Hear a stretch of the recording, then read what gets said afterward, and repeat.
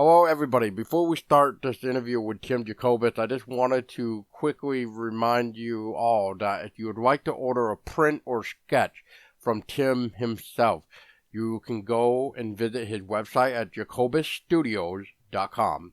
Tim has a dozen prints of Goosebumps and sketches and more, and he's hoping to add more prints as it goes on. And each order gets $10 donated to his local food shelter to help out the ones in need. Now, enjoy the program.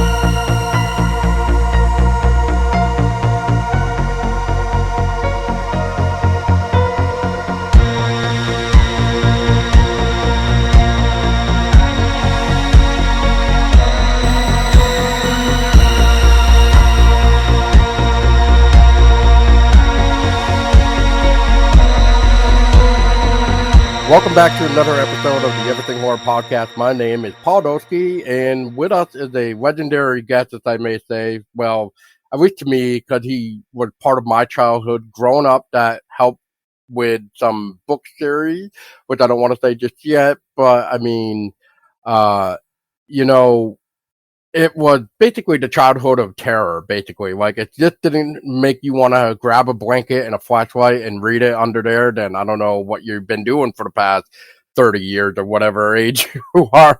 Uh, so without further ado, this is the original artist for Goosebumps and everything else that we will talk about. But this is Tim.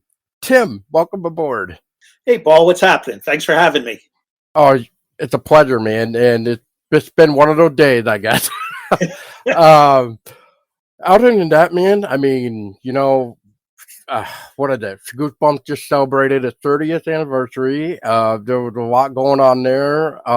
You have done numerous amount of covers, and you've even done a cover for a book series that I'll get into later on. As far as I know, you only did one for them. But anyway, enough of rambling from me. But Tim, for those that sort of just know you for just the artwork behind the books of Goosebumps, what can you tell us about yourself? Because one last thing real quick is you did have a book entitled It Came from New Jersey, which is rare as shit to find nowadays. Yeah, that one's real rare. So anyway, without further ado, who is Tim? All right, I am Tim Jacobus. I am a illustrator. I went to art school to become a book illustrator. I'm best known for doing the original classic Goosebumps series, which had 62 covers in it. I did many covers after that for Goosebumps, so I've done over 100 Goosebumps covers. Besides the Goosebumps series, I've done probably another 200 books, all not series work, but individual stuff. So I've stopped counting. Once you get to numbers like that, it doesn't matter anymore. I did lots and lots and lots of book covers. I'm over 60 years old. I started doing this when I got my first book cover when I was in my mid to late 20s. And I was lucky enough to be able to continue to do this for all these years, and it's been a lot of fun.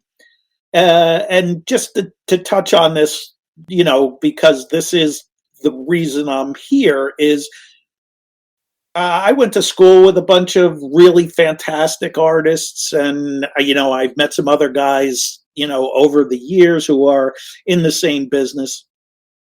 And none of us got into this to have people know our names. We just did this because we love to do it. And it's kind of an isolated business. You stay at home and you do it on your own. And the notoriety that came from being with Goosebumps is is real different, and it's nice. I'm by no means am I saying that I'm complaining on any at any level, and but it's very cool to have work that people recognize. Yes.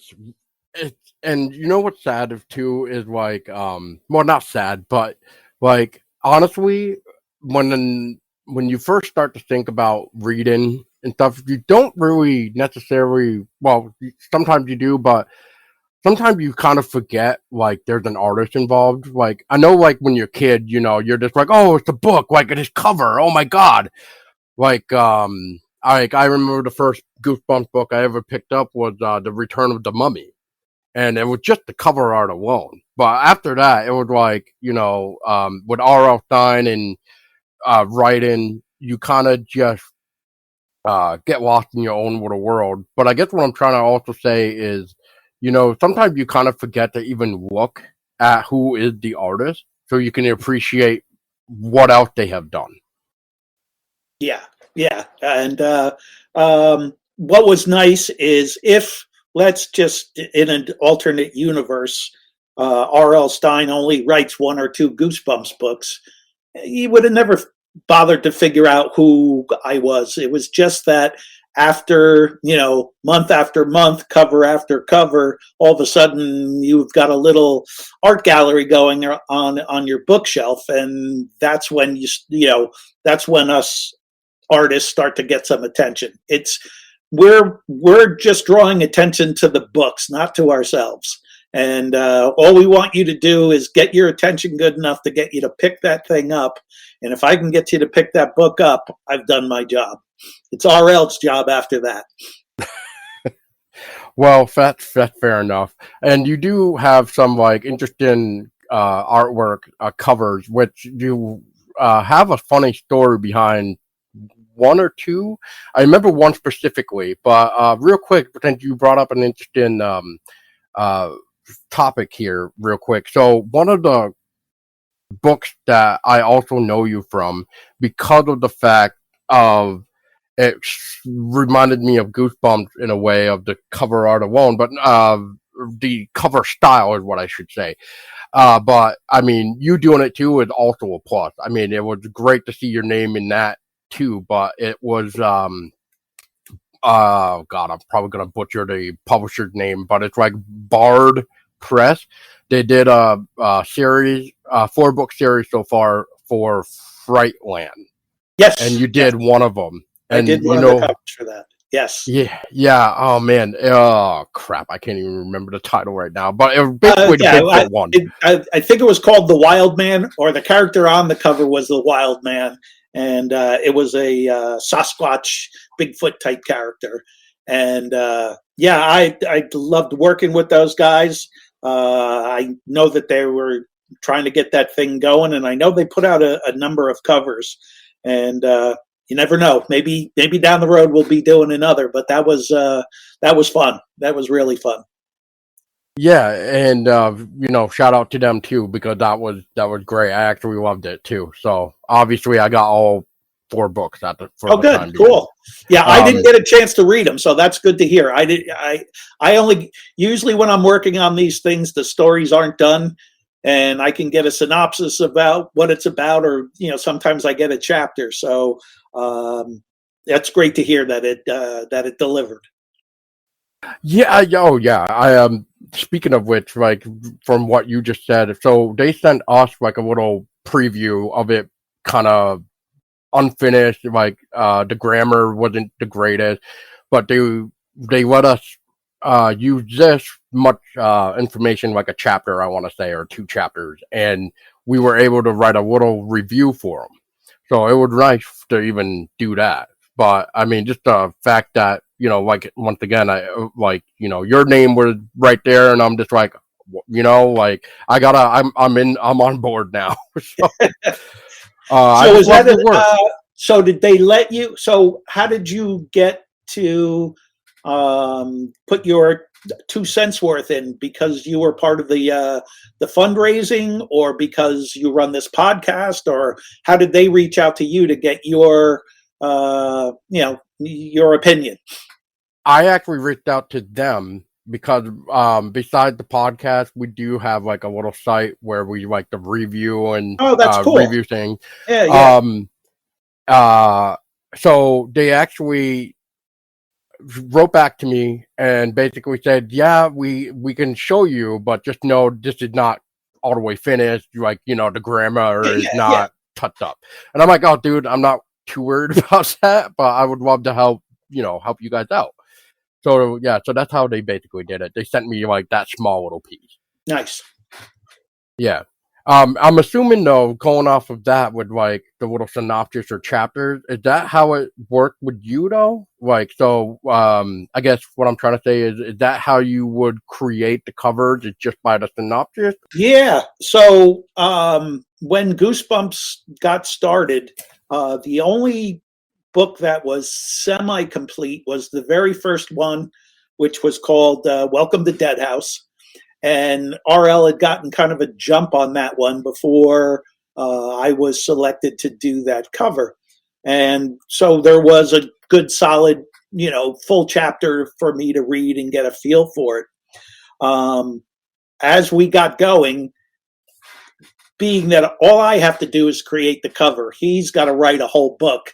I can move a little faster than he can. So I caught up to him pretty fast. So actually, he would just give me, a paragraph, a couple of sentences, always gave me the title because he can't work. He always creates the title first.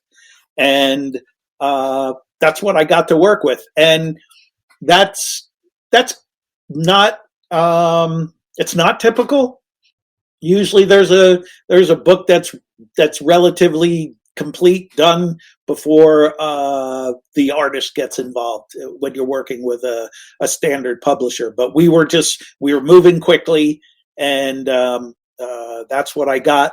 And from an artistic point of view, that's a kind of a better way to go, because the more information that you hand me, the more specific information that you give me, I'm compelled to put that information in because you wrote it. This is, my job is to get it as close to that writing as possible. So, yeah, it was, so without all that detail, it kind of freed me up to, kind of create a lot of the stuff on my own. And I think it worked. Only a couple times did we go off the rails, and I went in one direction and the story went in another. Perfect. And kind of going into that, speaking of which, so one of the funny tales that I remember from live stream thing that you did with RL is you were mentioning the cover for Revenge of the Lawn Gnomes, where you had one of them picking his nose. Yeah, the original gnome was picking his nose, and when I first turned it in, everybody, it went over big. There was no complaints. Everybody was laughing. That's hilarious. We love that. And as it got closer to the time to go to print and get these books delivered, somebody stepped in and said, "Listen, I like it too, but we are sending this into all the middle schools and grammar schools all around the country. So maybe we don't want to be encouraging nose picking." And so I pulled his finger out of his nose and put it upside his head, so he just looks like he's scratching his head now. That's not a big change. That was pretty easy, so I got away good.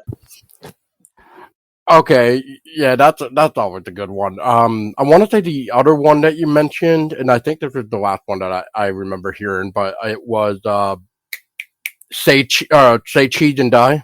Say cheese and die. Yeah, that was the story I'm going to tell. I didn't find out about this until just a few years ago. So when I created it, I thought it was, I thought it was one of the. I still think it's a good piece of artwork. Don't get me wrong. I really like the art. I think it came out good. So for anybody who doesn't quite remember the Goosebumps stuff by title, it was Say Cheese and Die was about the kids found a camera, and if you got your picture taken with the camera, bad things happen to you. So the art director and I discussed what we were going to do, and so again, this was pre-cell phone days, so we all took pictures with cameras, and I decided, let's make a Polaroid, and we'll have an image of a family who's out barbecuing, except in the picture they're all dead and they're skeletons. So say cheese and die.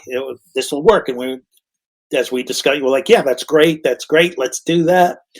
And that was also, I forget what book number it was. It was one of the early covers. Maybe it was book 4, but I started to notice that these weren't just scary books. These also had a comic element to them. There was something funny to them.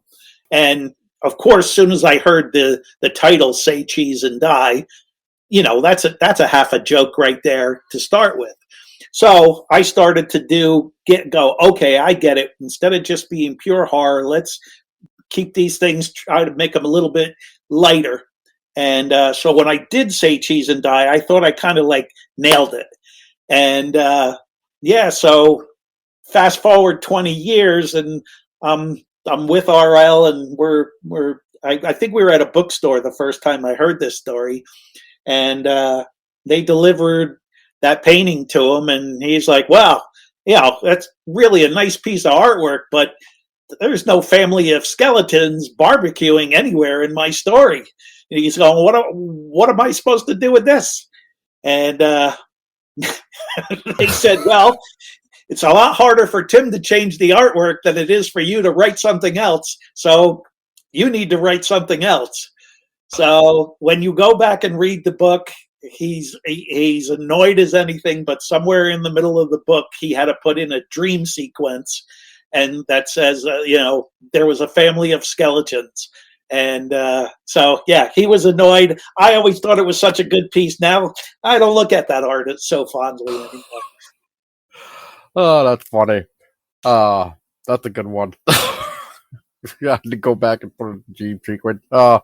It's been a while since I've actually read these books, but like with some of the newer ones now, I've been kind of reading them too, and going back to some of the old ones. Right. Speaking of which, I just refinished watching the original Goosebumps TV series.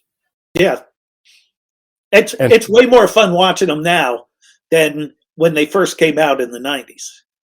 Yes and no, I guess. Like back in the day. Well, okay, so that's true. Okay, I'm gonna change it because we're both looking at it from a different perspective. You were young. Yep. And when they first came out, I was a grown man when they first came out, and they were fine. I liked them. They were cool, but that was that was, let's call it state of the art TV. That was just what it was. Now to watch them 30 years later, you go, oh, they hardly had any money. The budget is, the clothes, the budget, the dialogue. It's fantastic. It's such a time capsule about what was going on back then, and I love watching them now. Yeah, like a good example would be like Welcome to Dead House. Like that was a brilliant episodes, yeah. I should say, because they did them in 2 parts back then. Exactly. Yeah, all of them. There's something good in all of them. Oh yes. The only one that threw me off a little bit was Night of the Living Dummy 3, because I feel like the dummy that they had for that didn't match the cover for like the way Slappy looked. Yeah. It was kind of like, who is this? Yeah. Well, that happened in a number of them, because again, there was a real budget limitation. And when I'm creating the art on the covers, I had nobody said there was going to be a TV series. So I'm not thinking, oh, don't make something that flies, because they're not going to be able to make anything fly on that budget. So they had to, either alter the story or alter my artwork to get it to work. But that's cool too, because I like the idea that, some of the stories are different than the book. some of the TV shows are different than the book. Yeah, it was almost like they took their own take on it and Yeah, yeah, spin it around. Yeah, yeah. yeah, and it worked. I mean, it's perfect when creators are have that freedom to really put in their own 2 cents, as I may say. Yep. So it's fun, and so I guess Tim, like, so how did you even like get into like the I get the book world of like doing covers. Like, did you reach out to publishers first, or like? Well, so when I went to art school, I knew I wanted to do illustrations, and illustrations were, they were again, a lot more publications, a lot more magazines. So kind of at the beginning, I was always thinking, well, maybe magazines. I always wanted to do album covers. And then I thought books too, but I was really, again, I was thinking album covers would be where it would be really cool. And when I got into my final year at art school, they were always changing professors and teachers. And one of my instructors who came in was a book illustrator, and he did, sci-fi, fantasy, horror stuff. And his name's Paul Stinson. The guy's amazing, and just mind-blowing artwork. And when I was seeing what he was doing, I was like, oh, that's it. That's what I want to do. And he took a liking to me, which was great. And he guided me quite a bit at the beginning, and gave me pointers. And it, it went from something that was that was outside or unattainable to something that he was doing and talked about it as, this is what I do every day.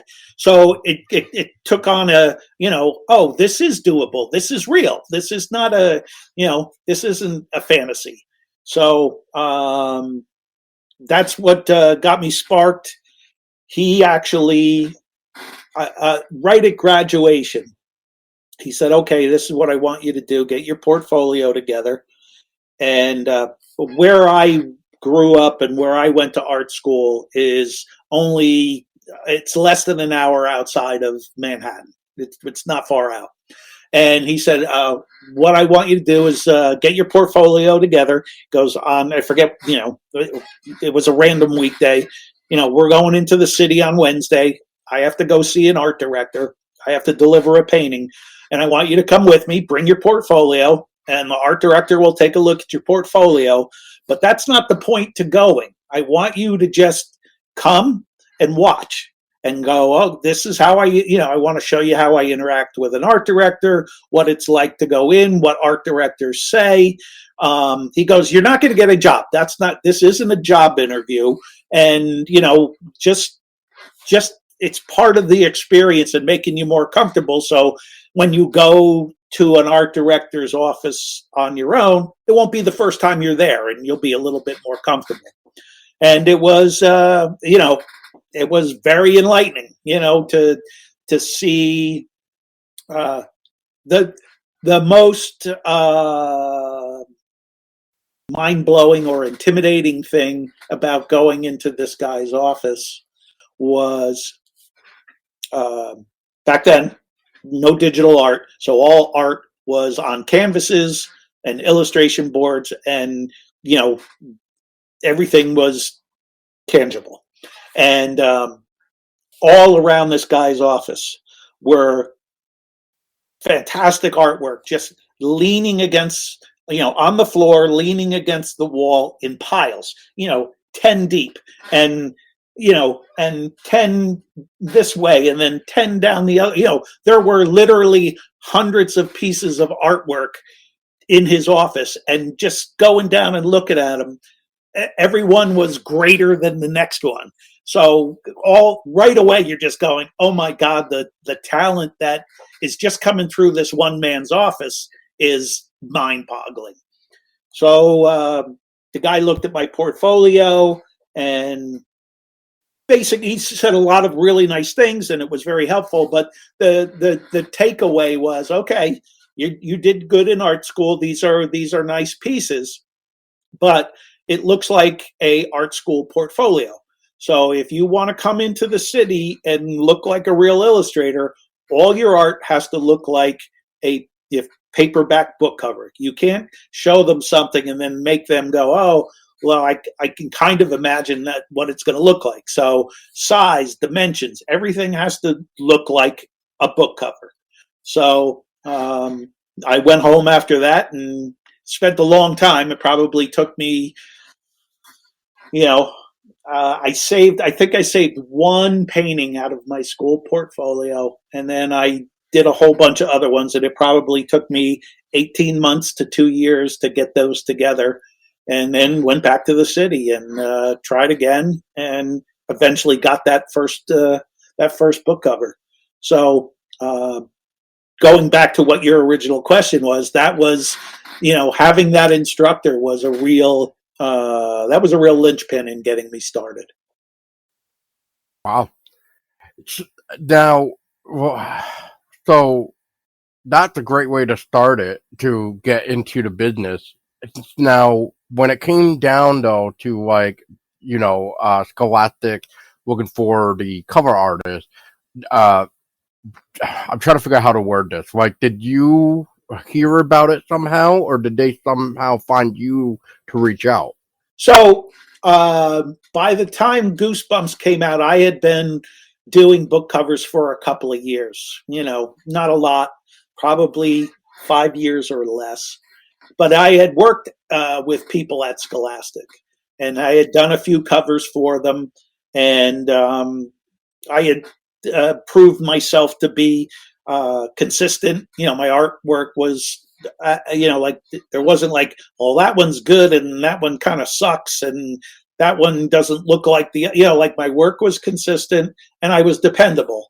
So when Goosebumps came along, I had just finished up another cover. I had done a lot of single jobs, no series work. And I had done some kids books, and I had done some mystery books, and they said, well, you kind of know how to do the mystery and you kind of know how to do the kids. I know you haven't done any horror, but this doesn't seem like it's an impossibility. So they included me with a handful of other people to discuss, okay, let's see who we can pick for this. And they narrowed it down to two guys, me and another artist named Jim Thiessen. And I got a chance to do book number one, Welcome to Dead House. And he did book number two, Stay Out of the Basement. And so then when they got those two, and they said, now you got to remember, there were no grand plans for Goosebumps at the beginning. Nobody thought it was going to be a big seller. So the idea that him and I were, trying out for, the cover artist, it was the only thing we were going to win was maybe doing 2 more covers or 4 more covers. It wasn't like, oh, this is going to go on for years and years and years and make millions of dollars. So when they got the 2 back, there was a real fear that the Goosebumps stuff was going to be too scary. And the only real difference between my art and Jim's art was I used all those saturated colors. And, that became, very typical in the Goosebumps series. And I had liked using all the rich, purples and greens and blues and yellows, like where typical horror stuff is very muted and can be real dark. And if you look at that Stay Out of the Basement cover, it's not as vibrant. And so at the last minute, they said, yeah, you know what? I like the colors that Tim used. Let's let him do the couple of covers that we need for Goosebumps. And so, my use of color is kind of what got me started. Very nice. I'll touch on you for a minute about colors. Like one of my favorite covers that you did is Werewolf of Fever Swamp. I Yeah. just love the vibrance of the green, the gray, the blue, like everything about it just is I love it. Like I just love it. I'm trying to remember. Haunted Mask is a good one. With the way you use some of the darker colors to go into the vibrant green to make the mask more like realistic looking. Yeah. And I love R.L. Stein's story behind that story, based off his son or something like that, where he got his Halloween mask stuck. So how did R.L. put it? Instead of helping him like a father should have, he quickly ran to jot it down so he wouldn't forget. I love it. That's great. That's great. Yeah. So Tim, real quick too. Is there any covers of Goosebumps? I mean, probably say Cheese and Die is one of them, possibly for this question. But if you could go back to one of the Goosebumps covers, which one would like to, if you could, change it? Like if you Oh, feel, that's yeah, that's a good question. One of the ones that I'd like to redo. So there is a book out that might be well. Again, it's another one that's hard to find, and there's a book that came out last year called "The Art of Goosebumps," and it's a collection of all the covers that I did for the Goosebumps series. But the part that's new to the book owner or the book reader is all the sketches for that I did for each cover. So I always did 3 different concepts for each of the covers, and they would pick one, and I would do that cover. So there's in an alternate universe, there's 2 other possible Goosebumps covers that could have appeared on any one of the Goosebumps books. Um, and most of the times we pick the one I like the best anyway. But the one that I wish I could have redone, and I didn't do any other, like they did pick the best of the sketches, but the one Go Eat Worms. And, like now I know how I would do it. I would do it differently, and the worm would be way more up front.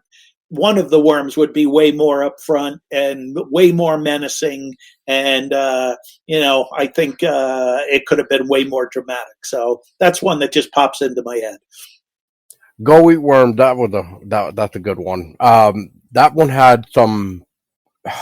Oh God, I don't have it in front of me, but I want to say the worms had almost like a purplish. That's it. Yeah, they're purple worms coming out of a notebook, and yeah. But I think like the notebook part was fine, and having the other worms there, but there should have been one more that was the dominant one that was in your face, and I think I could have made it slimy and all that good stuff that makes for a good Goosebumps covers. That's fair enough. There a Goosebumps cover, or it could be regular, or excuse me, let me rephrase that. Like, is there a Goosebumps cover from either original or like any of the other ones that you did that you just had a blast doing that? Just like you would look at it and say, you know what, I really like the way this came out. I always like so it's the same process even now when I do them, where at the beginning you get an idea and it starts out in pencil, and you'll go, okay, these concepts are good, and it's not until you start working on them on the final part and you're doing all the final rendering where they really start to come to life. And it's halfway, 3/4 of the way through the art where that's when you can start to go, oh yeah, this is really working. And that's when I get the most excited about them. And it's before you finish is when you're the most excited about it. and then you finish it off, and it's already starting to taper off a little bit, even as you're finishing up the painting. So I there's it's super rare that I go, oh, that piece I don't like at all. I don't have any of those in the Goosebumps series. But there's a bunch of them that I like. And, if you ask me what my favorite is, it's going to change every time you and I talk. If we talk, 6 times over the course of the year, I'm going to say 6 different books every time we talk. So right now, off the top of my head, I like The Blob That Ate Everyone. Yeah, I like that, and one of the reasons why I like that, which goes back to what I was just talking about, was when I did the pencil sketches for that, it looked more like a baked potato than anything scary. And I'm going, well, this isn't working. There's nothing scary about a baked potato coming down the street.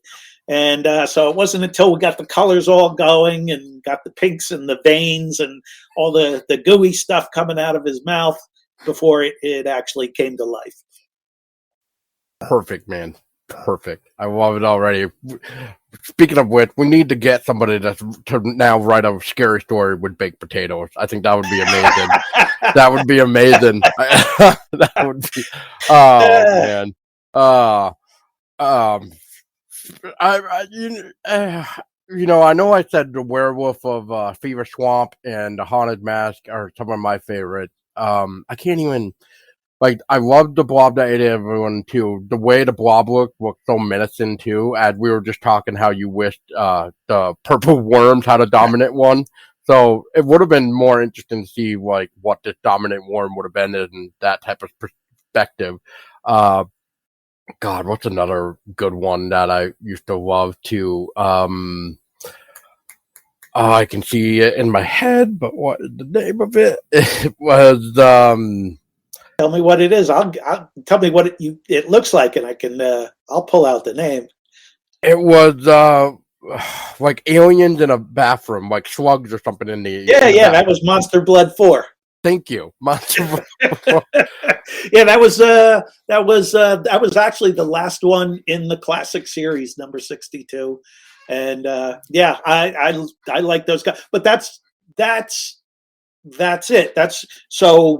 That's why when I think about Go Eat Worms, I'm thinking more like that one, where there's a whole bunch of those little guys everywhere in the bathroom, but there's a main one in the front where you can really see what he's all about. So, yeah, I love it. I guess Tim, going forward, so. Obviously, you still sort of do covers. I don't know how often anymore because obviously, time change. Everybody kind of gets busy with their own life and stuff. But, I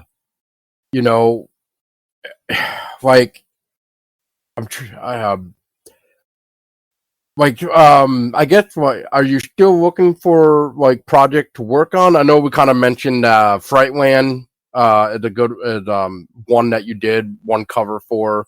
So I guess what I'm trying to ask is are you still trying to do some more illustration for covers? Yeah, I've never stopped doing covers. I just finished up a piece just recently. I've got a few more that are getting ready to get started. It's nice now because I can pick and choose what I want to do. But no, I've never lost the excitement to do them. It's just not the same, it's not the same grind as what RL and I used to do. I'm not putting out one a month, but I'm easily doing 2 pieces, doing one every 2 months. And but it's a little bit of everything. Some album covers, some cards. There's still some book covers, but it's a little bit of everything, and that's kind of exciting too because different formats and but everybody's still when I get someone reaching out, they're still looking for that classic Goosebumps style. That's what they want it to look like. Like I said, I've done hundreds of books that don't even look like Goosebumps, but when people reach out now, that's that's the style they want me to reproduce. Well, I mean, I can't really not say I don't blame them, but I mean, Oh, but I don't blame them either. Yeah, no, I get it. I 100% get it. yeah, I mean, like I was telling you a little bit, like, when I saw that you were part of that Frightland and you were doing one cover, and I just looked at all the covers, even though you only did one of them, but between all 4 covers that they have, There were it was some just good ones like, in there. Yeah, oh yeah, it was amazing. Like how could you not get excited? It was almost yeah. like Christmas as a kid all over again. It was just like yes. Uh, I mean, so speaking of which, so yeah, you were saying you and RL had one coming out like every month. Now, how did that work for like you too? So was Scholastics wanting you to have a certain cover done per month, or like how did he want? Yeah, I yeah. guess It was a real, days of the week, were very important. RL had to have, he had to be starting on such and such a date. He had to have this much of the book done by this time. We began our discussions at this week, and then the art had to be produced and had to be finished on this day. And that was not negotiable. Like it had to be done. Like if the day was Friday, it needed to be done on Friday, and I needed to get that thing packaged up and over to Federal Express, and it had to be handed to the art director the next morning, and because the next one was coming. So it was you couldn't fall behind. And again, RL had the heavier lift, but it was there was a lot going on, and I did more covers at that time.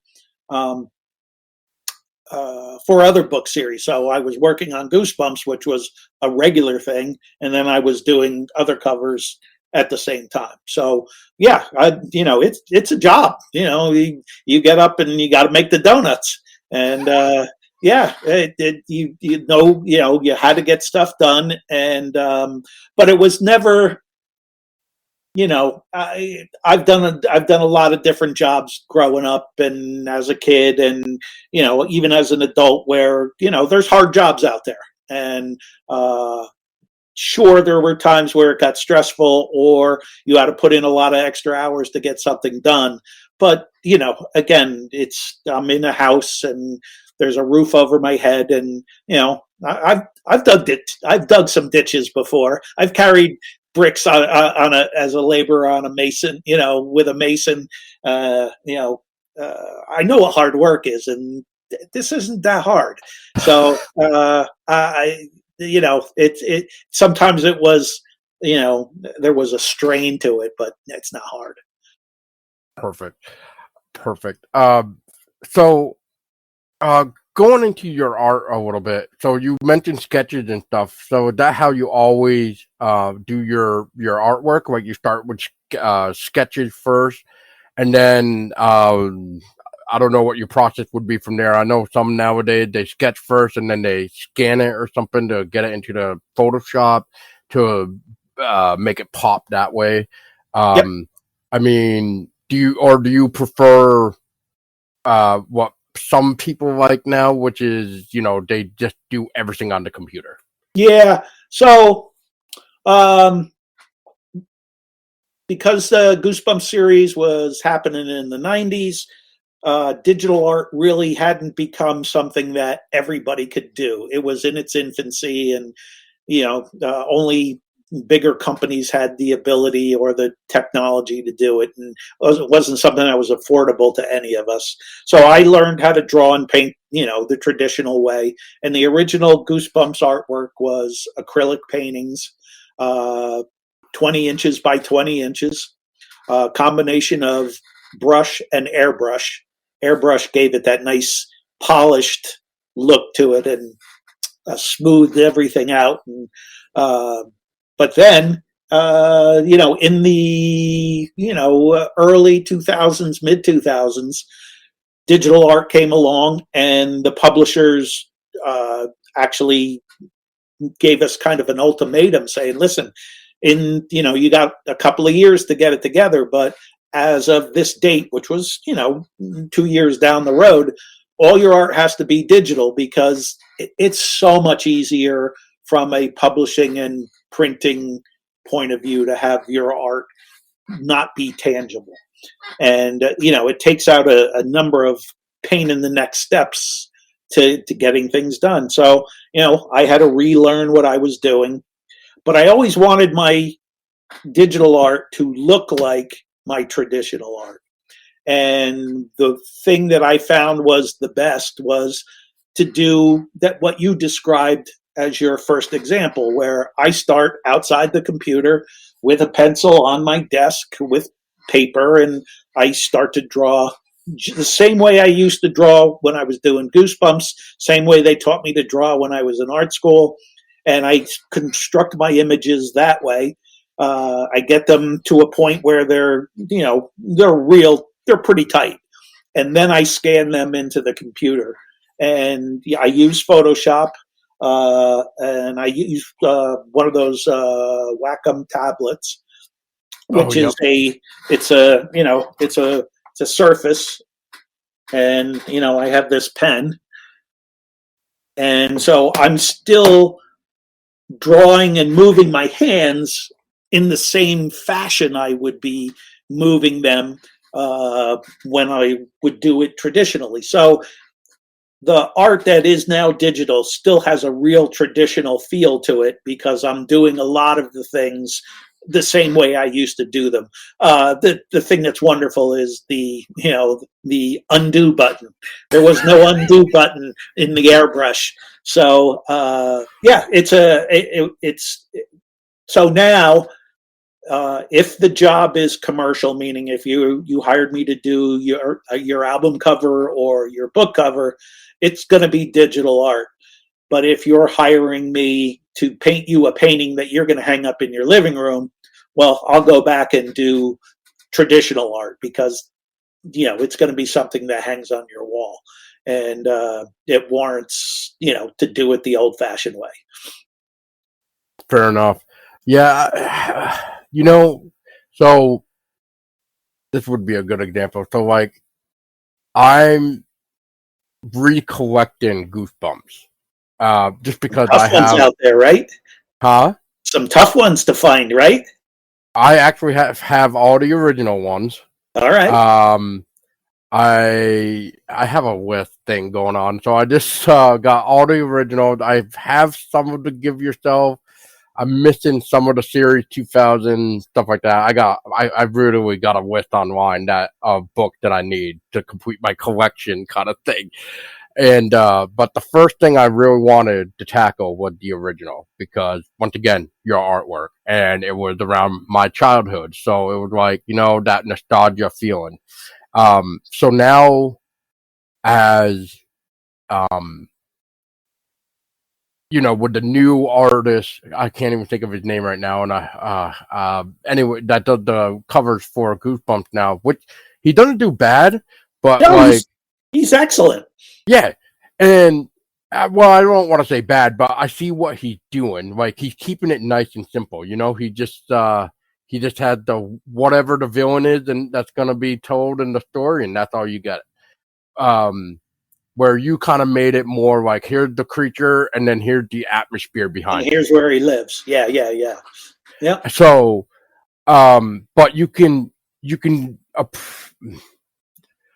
appreciate both forms, right? So, like, you can definitely tell something where it's digitally drawn, I would say, like with the newer covers, versus like the original, where you could almost tell it was sketched, and just the old, I don't want to call it the old way, but basically the way that we all used to call it the old way. But I think, I don't know, I think digital, like the way digital things are nowadays, it doesn't have the same effect to me as if it was the old way being done. There's so I, because I do both, I can see I can see both sides of the coin. And the practicality of digital, it just makes the business roll and go smoother. But there's nothing as cool as there is a, like, you can't really see anything in the room here, but I have originals hanging up on the wall, and I can take it down and hold it in my hand. And if you wanted it or I wanted to give it to you, when I handed it to you, you would have the original. And it was a tangible thing that you could hold and hang up. And there was only one. There was one original. In the digital world, it's all mushy. Like, yeah, I can make hundreds of the same thing, thousands, millions, and they all look exactly the same. And you can't tell, other than if I certified it, and like an NFT, and then it becomes that. But that's not the same. The tangible hold in your hand thing. That's cool. And speaking of which, perfect way to also add to what you just said, like as if you were handing me something. So when Frightland were doing their crowdfund, they actually had the original drawing that you did for that cover. Oh yeah, of the yeah, Wild that's Man right. I forgot. That's right. Yeah. Yeah, I don't know if anybody did that tier, but I hope they did. So, because I mean that would have been a nice piece of a treasure, I would say. Yeah. Oh, of course. Yeah, that's it. And again, that's a tangible piece of art. It is the sketch that I used before I scanned that got scanned into the computer before I colored it. So yeah, that was a cool thing to auction off. For sure. And you know what? I'll just mention it too, since we're kind of talking about sketches and prints now. Is so you have your own website for your studio and stuff like that, where you offer prints and custom sketches or something, or like you request a sketch is what I should say. So like that was one cover I haven't seen yet for print, but I understand Goosebumps is the well-known one. Yeah, it's not like Frightland. It's to do it the way I do it. It's expensive to add new prints. I mean, I would love to add new prints every day, every week, but it's expensive. So I can only add so many. I have to sell so many, and then when we reach the threshold, then I can afford to buy two more. So I try to add two at a time. It only happens a couple of times a year. I think we're up to a dozen different Goosebumps covers. I hope to branch out and get some other ones up there, and to keep on expanding it. But it's a nice way for people to get themselves an inexpensive piece of my artwork, and then I do hand sign everything before it goes out, so you get a custom autograph on that print, and something nice to hang on the wall. And not just that, it comes in a beautiful envelope and a beautiful protector for your little art print that you send out, or print. Yes. So and and then the real motivator for me, at least, to get the whole thing going. Oh, I know where you're going with this. Yeah, is that $10 from every sale goes to the purchase of food for the food bank down the street. And the one that I just delivered on Saturday was the biggest delivery we ever had. And I always post pictures of the truck with all the food in the back, so you can see where that we're not just handing over a check. We're actually loading the truck and getting stuff. And the people at the food bank are very happy. And so what has happened, and I'm not saying it's because I'm doing this, but the food bank is growing, and they used to only offer services to our town because they didn't have enough food to offer it up. And now we've got enough food coming in now that they've opened it up to the whole county. So people from surrounding towns can come, and they're helping out many, many more families get some food. And that's just that's a nice thing. So you can get yourself a print, and you can help do something good. You can't argue with that. I mean, it's like a win-win no matter what, no matter how you look at it, and you're helping people eat. And unfortunately, in this time of age, you well, that's how it got started. It was during the pandemic, and we all wondered for a while what was going to happen, especially at the beginning. And my business wasn't, really, it was affected, but not in any major way. And then you start to see how many people were showing up to places like the food bank, and that the lines got long, and people who had never needed assistance all of a sudden did. And I was like, well, got to be able to do something. And I've been actually, I didn't think we would. Not that I didn't know Goosebumps was popular, but I didn't know we would sell a decent amount of prints. And, like you say, we filled up more than my pickup was more than full this last month. So it's nice to be able to do something. Yeah, I can't even top that. So I'm just going to stop right there. I mean, like everybody was affected during pandemic. Well, some people. I know some people did have to work it, but they got the disaster pay and stuff like that. Yeah, it was what a weird year. Yeah, I think that's one of the reasons why I ended up ordering the Werewolf of Fever Swamp from you, just because of the fact that $10 was for this, $10 went to help the need, as I put it, which is like what better way to really support anybody really for something like that versus kind of how you were saying it's not like you were just pocketing change and just you being like yeah right yeah exactly and like I don't know.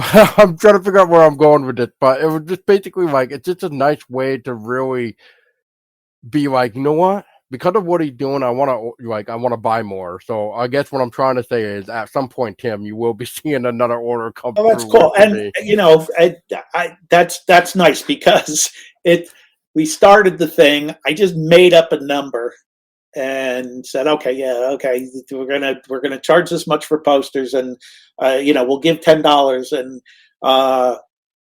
it we don't make a lot of money here. It's just like, oh man, and my son helps me a great deal, and it's him and we do everything. And so I'm glad that that it is really helpful when people buy multiples, because then we can make some money. So yeah, that's great. So I'm glad you feel that way. Well, yeah, I mean, I know you were just talking about adding new prints, and I think one of the new ones you just added was the Attack of the Jack-o'-lanterns or something like that. Right, Attack of the Jack-o'-lanterns and Shocker on Shock Street. Okay, so that was the other new one.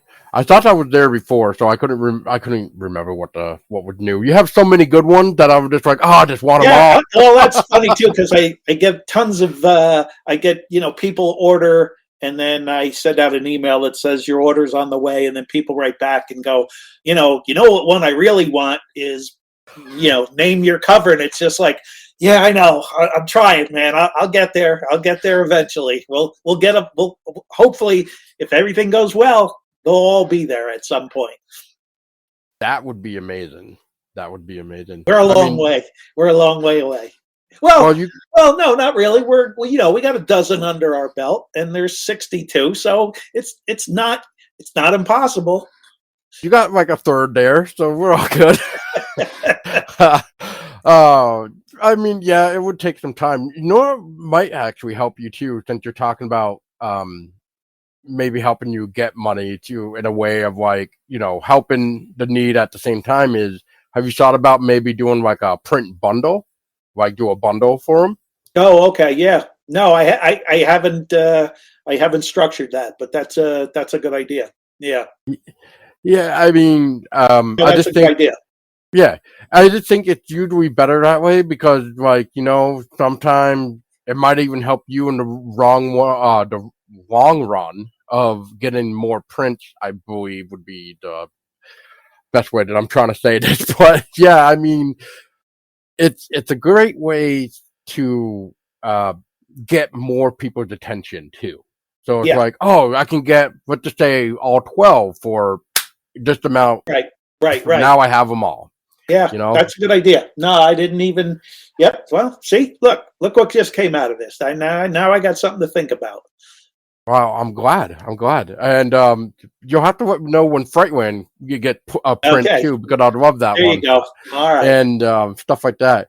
Well, Tim, I don't, I'm kind of drawing blanks here, and it's been a day and a half already here. So, um, is there anything that I haven't really mentioned that you would like to talk about for a minute? Like, is there something that you are just itching to maybe mention here with me? Um, Like, just again, I touched on it at the beginning. I'm so humbled by the fact that we're 30 years past the start date of Goosebumps, and you're a grown man now, and you read that stuff as a kid, but you're still interested, and people are still interested. It's not just you. This isn't an anomaly, and the fact that people are still like Goosebumps and are excited by it, and it holds a special place in your memory. That's really awesome, and that doesn't go unnoticed and unappreciated. oh, thank you for everything that you've done to help us get scared as we were younger anyway with the cover. So it helped out a lot. But just because of you saying growing older and stuff like that, so I gotta now say this. So anyway, I'm a father of almost a 3-year-old daughter, and so that's one reason why I wanted to start to recollect Goosebumps again, because dumbass me sold all my original copies a long time ago or something like that because of a move. My family was divorced. Something happened, so I let my Goosebumps go. But anyway, the point to this is like the fact that R.L. Stein is also still writing, and he's always one of my favorite kid authors. You always wanted to grab the next thing, and like as you were saying, and we were saying kind of earlier, you guys were just bombing out like one a month, and that had to just been. I don't want to say an eyesore, but man, that had to have been a pretty We were rad cranking. time. We were cranking. But the point to this is like, now, because my parents and my grandparents that bought these Goosebumps books for me, I can now do like the same thing with my daughter. I can almost enjoy the same moment of like my parents, giving me that book to be like, oh, I want to read this. Because let's all be honest, right? Like little kids don't want to read, but if you put something like Goosebumps or something that they really enjoy in front of them, they will read. Absolutely. So I guess Tim, like to kind of help wrap things up too, is for those that are trying to start out to be an artist or even become an illustrator or anything to that in the art world. What is maybe a couple key pointers that you would suggest for them to start off with taking that first step into that process? So it's kind of like so things that I did 40 years ago to get into the business aren't relevant anymore because it's a digital world, and you got cell phones and social media, and you can get your work seen in many different ways. The one thing that you can do, it's just like anything else. All right, we're going to equate getting started in doing getting your art career going to I need to lose 10 pounds. And you gotta and it's that simple. You gotta go, okay, I don't want to, but when I get home from work, I'm going to put on my sneakers and I'm going to go for a walk. And I'm going to, just at the beginning, I'm going to walk a mile. But I'm going to do it every day. And you got to, and then you go, okay, hey, mile's not so bad. I'm going to walk 2 miles. And I do that every day. And you have to approach your art in that same fashion. You have to carve out specific time every day and do that thing and make it part of your life. And if you do that, it's incredible how fast you'll get better, because you're not waiting long periods of time and things that are gelling in your head. You're going to sit down later on that day and advance on those things. And at the beginning, it's really tremendous, because you get better in leaps and bounds at the beginning that that are very impressive. So treat your art like you would anything else. If you're an Olympic athlete or anything else, carve out the time, and you will see a difference very, very fast. All right, I'm not going to touch that. And it doesn't have to be a wild amount of time. I'm serious. 15 minutes, a half an hour. Start that small, and you will see a difference in a month. Perfect. Yeah, I'm not going to touch that. That's good advice already. So, all right, let me start this 10-mile hike. I mean, I'm sorry. I should probably not start that right away, because then I'll probably not get anywhere really fast, because I'll probably just want nap time all the time. But that's all right. Well, you know what? I almost forgot about this, Tim. So this will be my last thing. So recently, R.L. Stine came out with the new adult comic Stuff of Nightmares. Yeah. You actually did a variant cover for it. I did. Which I actually just picked up at a comic book shop that I ordered from. So just real quick, like, what would the process with that? You and R.L. Stine again to. Yeah, well, somebody, so the art director at Boom Comics, who's the publisher, had been working with RL, and he was like, well, let's, RL has been he always is there. He's in my court. He'll mention my name to people, and the people at Boom bit, and they gave me one. This is the second variant cover that I've done for RL through Boom, one for Stuff of Nightmares, and the other series was called Scare School. And I love working with RL, and it's the same setup. He's, the book's not done. He gives me a synopsis. I come up with 3 ideas, and away we go. And it's like old times. Amazing. So I'm not gonna lie, I haven't really recorded an episode on Stuff of Nightmares yet with just a couple friends that have read it, and I kind of want to just because of this, but I'll just throw it right here on this recording with you. So I am sort of curious, but at the same time, like, I don't really want to know the answer, but I want to know the answer. But it's what do they call him, Mr. Nightmare, in the story, I should say. So as we kind of gradually started to unveil more features of Mr. Nightmare, like with the glasses, this and that, sort of even the structure of his, I'm just going to say face, even though it is kind of like more like a silhouette. Yep. But, God, for some reason, when I was looking at this, I was like, did R.L. Stine kind of make him kind of be like he is Mr. Nightmare? Like, what I'm saying? Self-portrait? Yeah. Oh, wow. I don't know. I now I have to go back and look. I don't know. Because that's interesting.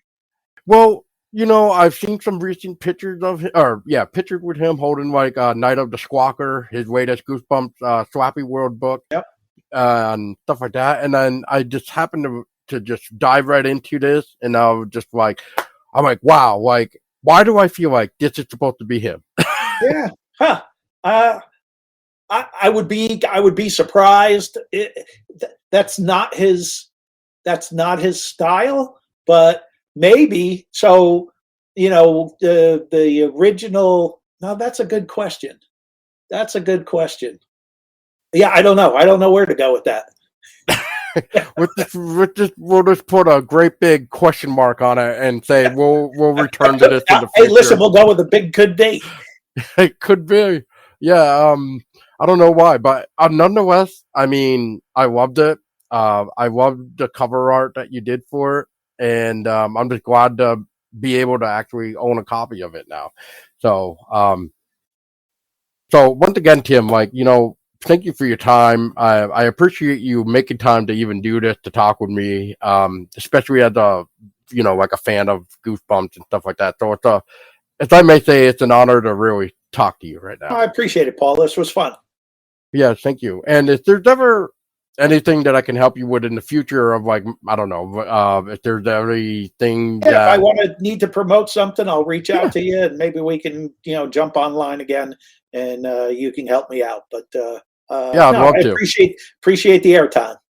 All right, man. Well, you have a good rest of your day, and for everybody else that is listening, well, don't let the gummy worms eat you in your bed, because Tim will just probably figure out a way to draw that into a book cover or something. So have a good night for everybody, and Tim, once again, thank you again. And all right, you take care. For the last thing, everybody, stay scared.